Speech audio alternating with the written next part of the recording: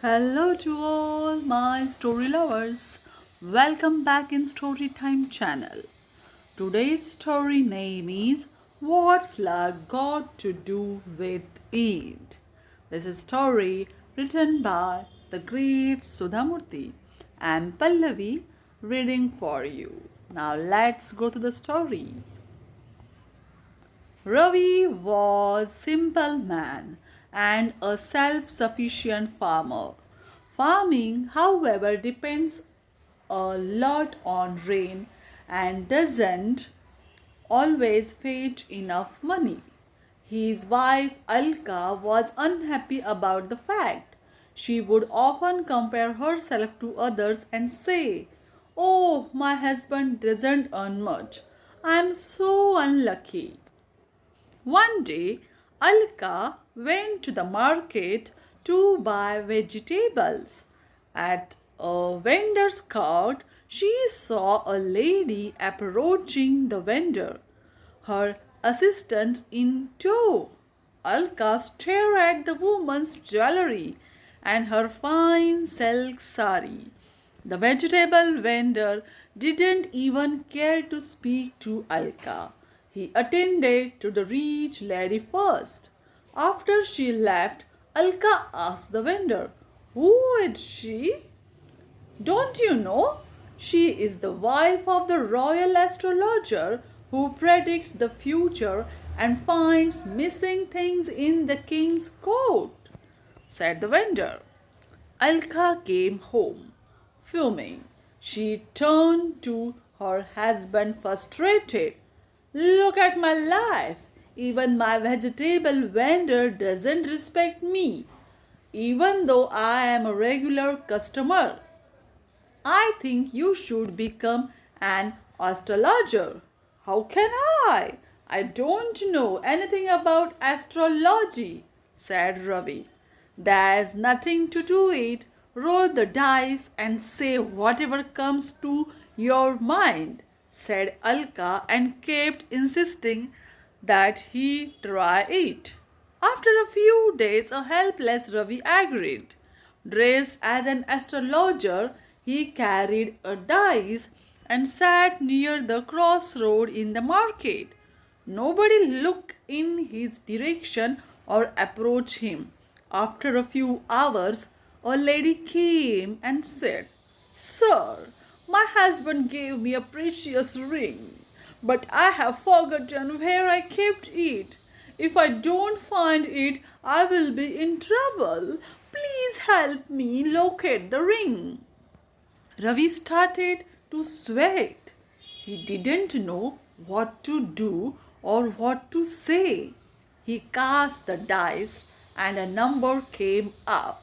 Suddenly, he thought that the dice also looked like a small matchbox. He said to himself, "It looks like a matchbox." As soon as the lady heard him mutter those words, she turned around and ran home. After an hour, she came back and gave him a gold coin. "What a prediction you made," she said. "I placed the ring in a matchbox and completely forgot about it. I went home and found it. Thank you very much." Ravi took the coin and went home. Alka was ecstatic. "I told you so, didn't I? You wouldn't have earned a gold coin even if you had farmed our land for a full year." "It was simply a matter of chance," said Ravi. "I said something absent-mindedly while looking at the dice, but she mistook the words for prediction and found what she was looking for. Alka, I would rather work in the fields where I know what I am doing. I do not want to go sit in the market tomorrow." Alka, however, was stubborn. She didn't listen to her husband and forced him to agree to go to the market again the next day.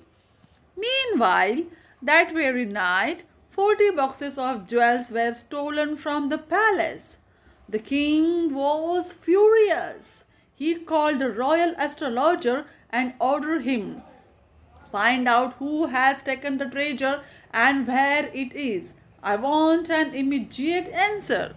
The royal astrologer couldn't come up with any details and inform a minister about his inability to find out who the robber was. When a king was informed about this, a courtier stood up and said, Sir, my wife met an astrologer near the market crossroads. She praised him greatly. It seems he is very good. The king summoned Ravi to his court immediately. Yesterday, 40 boxes of jewels got stolen from the treasury. Tell me who has them and when I will get them back.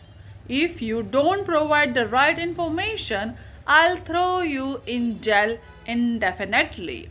The king commanded Ravi. Ravi began to sweat with nervousness and cursed Alka quietly. He had never imagined he would be caught in such a dangerous scenario.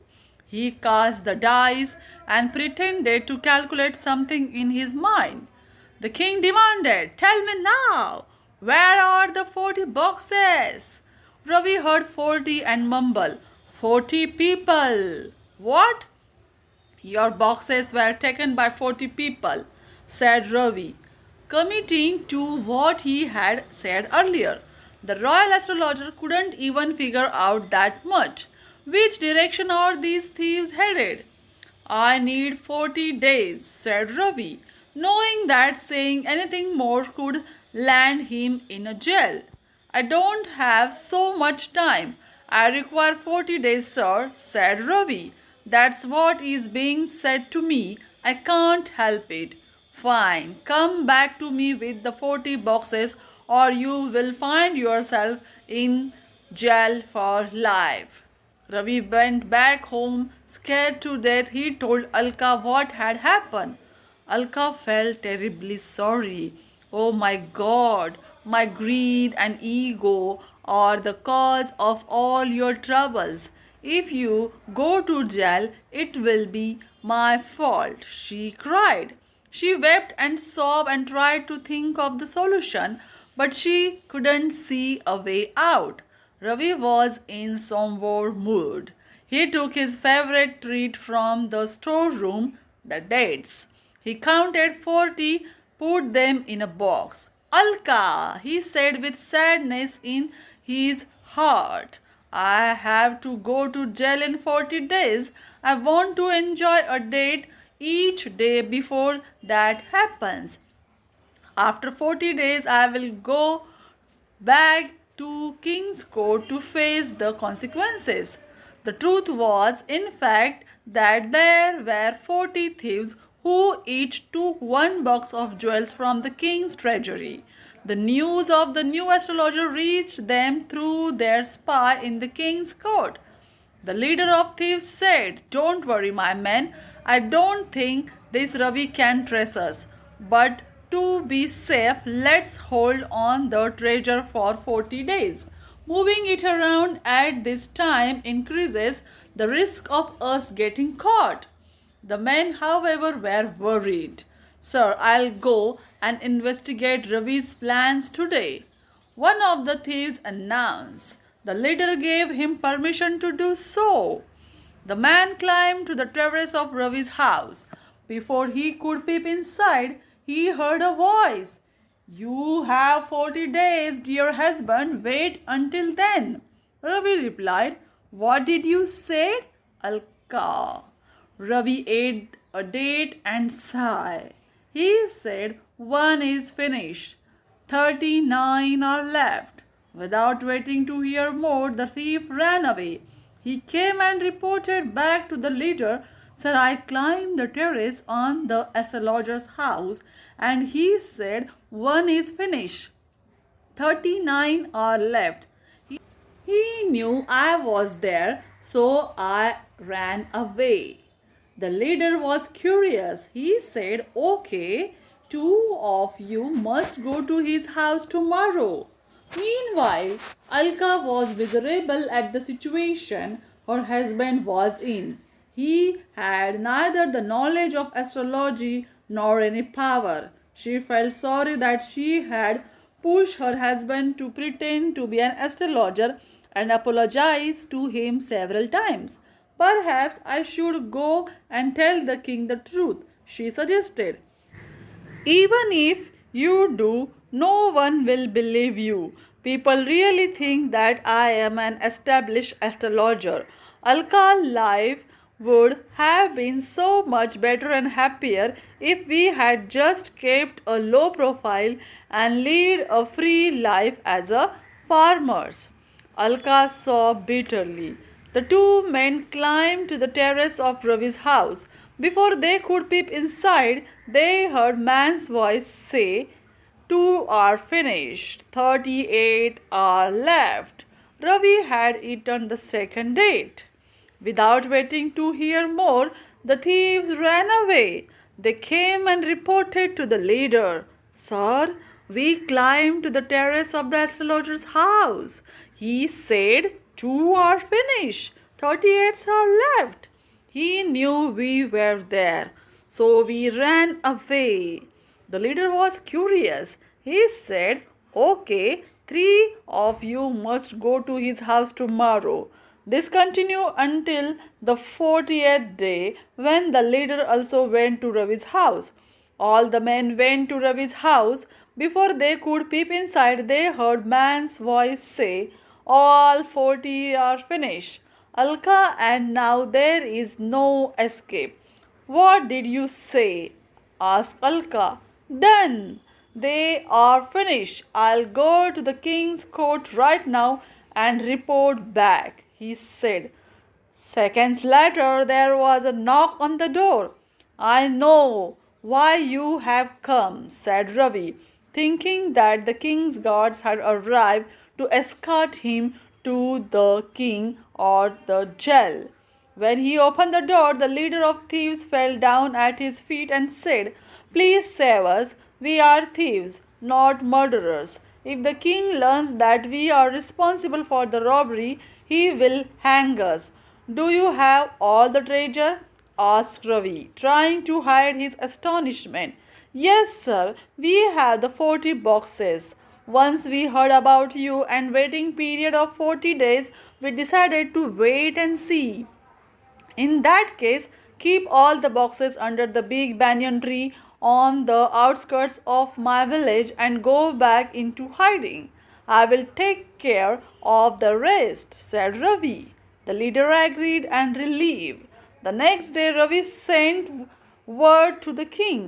The note read, "Sir, I have found information about the treasure, but due to the limitation of my powers, I can only give you one bit of information, either the location of treasure or the location of the thieves.